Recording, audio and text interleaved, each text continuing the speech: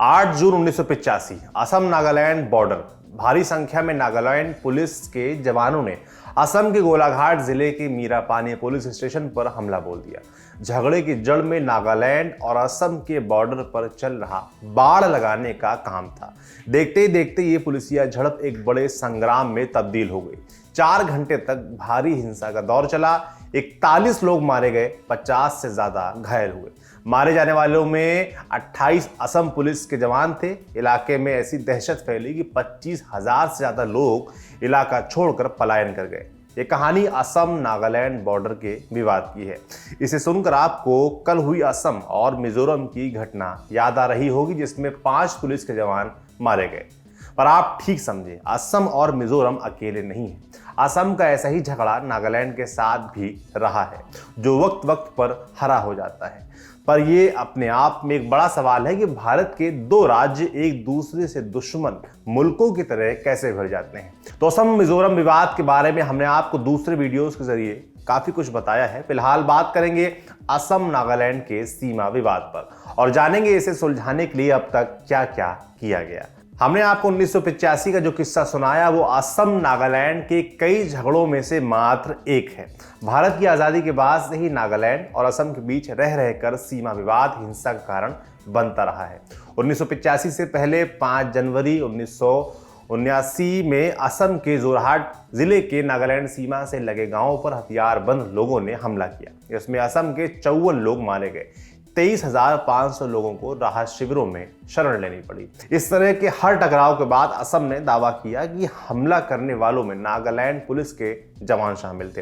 हालांकि नागालैंड इस बात को नकारता रहा। भारत की आज़ादी के वक्त सबका ध्यान पाकिस्तान के देश से अलग होने पर लगा था, लेकिन नॉर्थ ईस्ट के भी कई राज्य ऐसे थे जो अलग हो जाने पर अड़े थे। जवाहरलाल नेहरू ने जैसे तैसे इन गुटों को मनाया, लेकिन फिर भी 1951 में नागा गुटों ने, जिनमें एनएनसी सबसे आगे था, नागालैंड में एक रेफरेंडम करवा दिया। एनएनसी यानी नागा नेशनल काउंसिल। 1946 में एनएनसी की स्थापना करने वाले नागा नेता अंगामी जापू फिजो इसे लेकर सबसे मुखर थे। रेफरेंडम में राय ये निकली कि हम हिंदुस्तान से अलग एक आजाद मुल्क बने रहना चाहते हैं।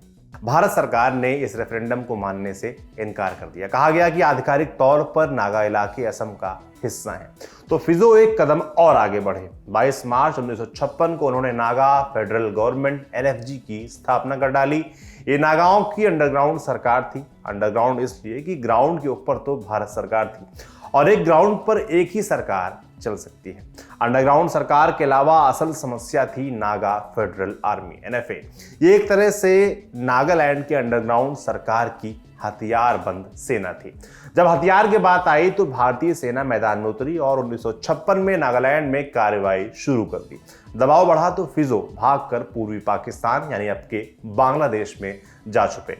सेना को लगा कि नागा की असंगठित सेना क्या ही टिकेगी, लेकिन ऐसा हुआ नहीं। द्वितीय विश्व युद्ध का अनुभव रखने वाले नागा सैनिकों ने जंगल और पहाड़ी युद्ध भूमि पर डटकर मुकाबला किया। सेना के हाथों से मामला निकलते देख भारत सरकार ने शांति समझौते की पहल की। असम के कुछ और हिस्से देने की बात कहकर नागालैंड को समझौते की मेज पर लाया गया। 1 दिसंबर 1963 को आधिकारिक तौर पर नागालैंड भारत का राज्य बना, लेकिन इतनी आसानी से नहीं। इसके पहले 1960 में भारत के पीएम जवाहरलाल नेहरू को नागा पीपुल्स कन्वेंशन के नेताओं के साथ 16 बिंदुओं का एक समझौता करना पड़ा। सीमा विवाद की जड़ में इस समझौते के कुछ बिंदु और नागालैंड के कई दावे हैं। मिसाल के तौर पर 1960 के समझौते में कहा गया कि नागा राज्य का जो हिस्सा ब्रिटेन ने असम में जोड़ दिया था उसे वापस किया जाएगा। इस काम के लिए 1971 में कमीशन का गठन किया गया। इसका नाम था सुंदरम कमीशन, लेकिन इसकी सिफारिशों को नागालैंड ने स्वीकार नहीं किया। नतीजा यह हुआ कि 66,000 हेक्टेयर की जमीन अब भी विवादित बनी हुई है।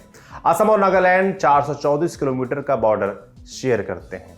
इन्हें सहूलियत के लिए 6 प्रशासनिक हिस्सों में बांटा गया है। यह sector A, B, C, D, E और एफ। ये हिस्से शिवसागर, जोरहाट, गोलाघाट और कार्बी आंगलोंग जिले में पड़ते हैं। ये सभी असम में है। नागाओं की मांग है कि उन्हें ए, बी, सी और डी सेक्टर की 12,883 स्क्वायर किलोमीटर की जमीन सौंप दी जाए।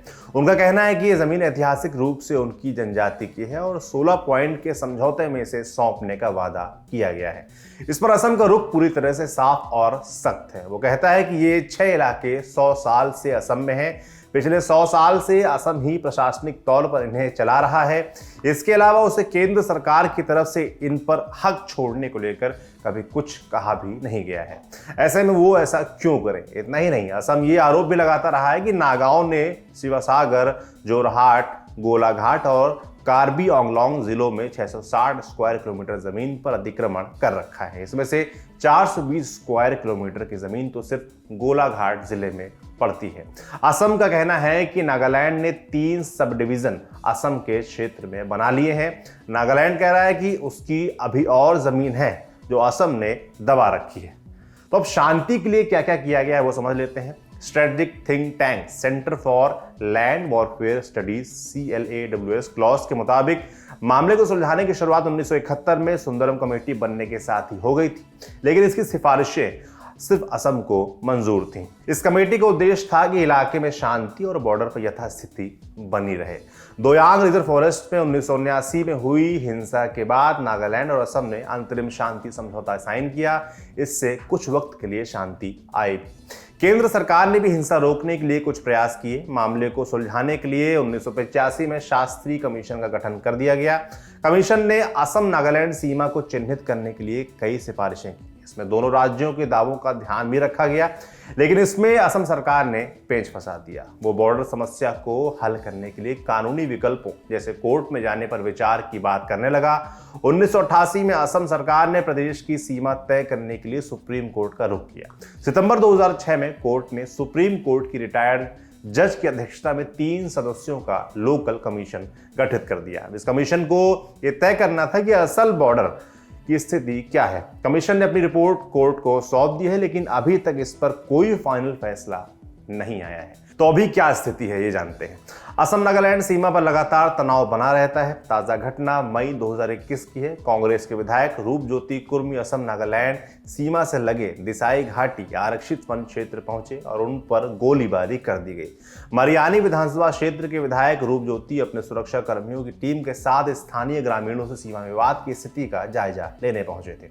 उन पर ताबड़तोड़ गोलियां चलाई गई। वो बाल बाल बच गए। बाद में उन्होंने आरोप लगाया कि गोलीबारी नागा उग्रवादियों ने की। मामले पर असम के सीएम हेमंत बिश्व शर्मा ने संज्ञान लेते हुए पुलिस के special director general GP Singh को मौके पर भेजा था। स्ट्रेटेजिक थिंक टैंक क्लॉज की रिपोर्ट भी बताती है कि असम नागालैंड की सीमा पर लगातार झड़पें होती रहती हैं। सबसे ताजा घटना 2020 में आर्थिक नाकेबंदी की है।